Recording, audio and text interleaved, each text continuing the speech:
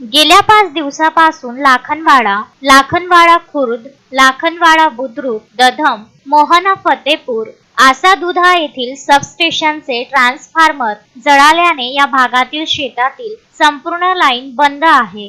यामुळे शेतकऱ्यांचे नुकसान होत आहे। लाखनवाडा खुर्द, लाखनवाडा बुद्रुक, दधम, मोहना फतेपूर, आसादुधा या परिसरात शेतामध्ये केळीचे 10 लाख रोप लावलेले आहेत। तसेच मका, कांदा, भुईमूग, टरबूज यासह आदी पिकांचे मोठ्या प्रमाणात शेतकऱ्यांचे नुकसान होत आहे। यामुळे शेतकऱ्यांनी MSEB खामगाव येथे कार्यकारी अभियंता जसमतिया यांना भेटून सदर बंद असलेल्या लाईन चालू करण्यासाठी विनंती केली होती।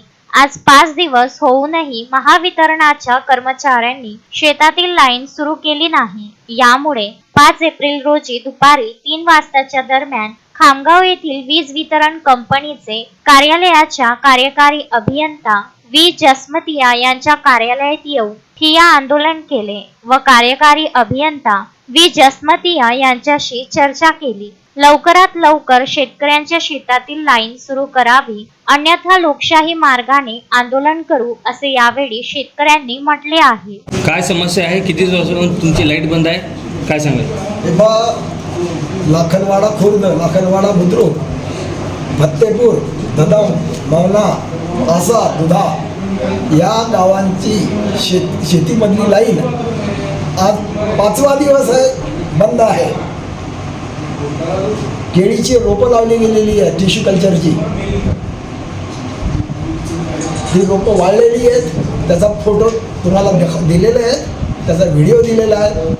टरबूजाला 2 दिवसाचा सुद्धा पाण्याची ताडण सहन होत नाही, टरबूज वाळत आहेत। लाखो केळी लावली गेलेली आहे, केळी सुकत आहे आणि गेल्या 4-5 दिवसापासून MSEB आम्हाला आज करतो, उद्या करतो, परवा करतो असं हे उत्तरं देत आहेत। आज शेतकऱ्याला आत्महत्या करण्याची वेळ आहे। आमच्या सूचनांकडे आणि कंप्लेंट्सकडे कोणीही लक्ष देत नाही आणि शेवटी कंटाळून आम्ही सर्व शेतकरी इथे या कार्यालयामध्ये इथे आलेलो आहे आणि त्यांनी असं आता आम्हाला आश्वासन दिलेलं आहे की उद्या संध्याकाळपर्यंत शेतीची लाईन सुरू होईल। तर शेतीची लाईन सुरू होईपर्यंत आम्ही या कार्यालयातून उठणार नाही। आणि दुसरी गोष्ट म्हणजे आता मगाशी बाईट देताना त्यांनी एक चुकीची माहिती दिली की परवापासून लाईट नाही आहे म्हणून। ही गोष्ट साफ खोटी आहे। कधीपासून लाईट बंद? 2 हां, आज 5वा दिवस आहे। तर ते काय म्हणतात, आमच्याकडे रिपोर्ट आहे ज्या दिवशीपासून आम्ही मोजतो। आता असं कसं चालेल? ज्या दिवशीपासून तिथे लाईट गेली त्या दिवशीपासून मोजायला पाहिजे। आज 14 दिवस आहे लाईट नसल्याचा। सगळे शेतकरी परेशान आहेत। मोहम्मद फारूक, विदर्भ न्यूज, खामगाव।